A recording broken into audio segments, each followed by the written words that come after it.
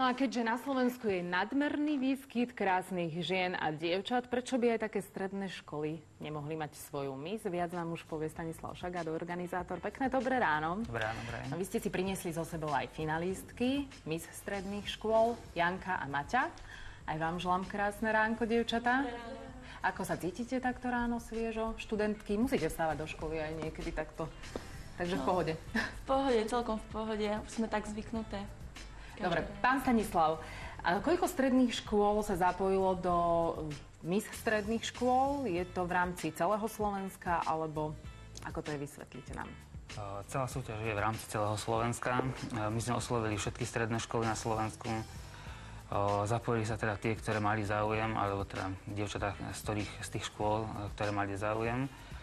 Konkrétne prišlo na casting zo 72 stredných škôl na Slovensku. Dievčatá, bolo ich okolo 250 a z toho sme vyberali finálovú 14.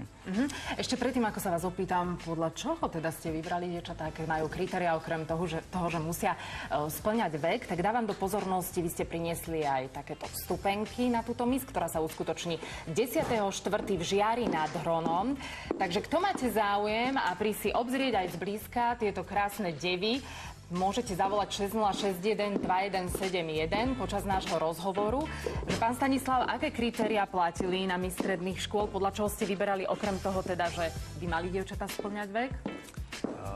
Takže prvá podmienka bola tá veková, čiže musí byť študentkou strednej školy na Slovensku. Musí byť Slovenka, teda musí mať štátne občianstvo slovenské od 15 do 19 rokov. Výška nebola obmedzená, ako to býva na súťažiach miss. Čiže tam mali výhodu možno aj niektoré dievčatá? Áno, veľa dievčat má pod 170 cm, ako býva zvykom. A v podstate neprihľadalo sa potom na nič iné. Išlo to ako zaujme, ktorá z tých dievčat.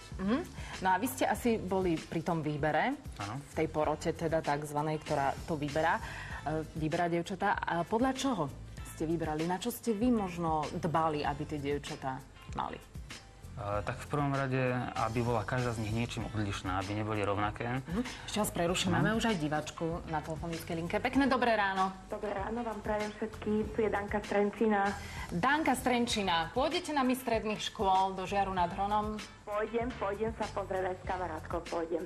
Dobre, tak vám želáme príjemný zážitok, zoberte aj nejakého chlapa, nech aj on má niečo z toho, 2 vstupenky sú vaše.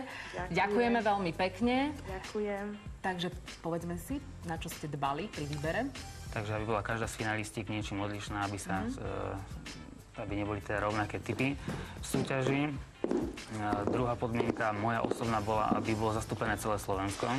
To znamená, že od východu po západ, aby neboli dve dievčatá z jednej strednej školy a taktiež aj teda tá výzorová. Tak to je celkom dobrý nápad. Tak dievčatá, vy by ste nám mohli povedať, odkiaľ teda ste, keď je tam zastúpené celé Slovensko. Janka? No, ja som z východného Slovenska, od Trebišova, to je asi 50 km od Košíc ešte východne. Maťka? Tak ja pochádzam zo Žiaru nad Hronom. No, tak tam, kde sa to koná, domáca. Dobre, takže je to 10.4. zopakujme v Žiari nad Hronom. Kto chcete, teda máte možnosť, príďte sa pozrieť. Dievčatá, my vám držíme palce. Vám želáme teda veľa úspechov, veľa krásnych dievčat aj na budúci rok. Ďakujem.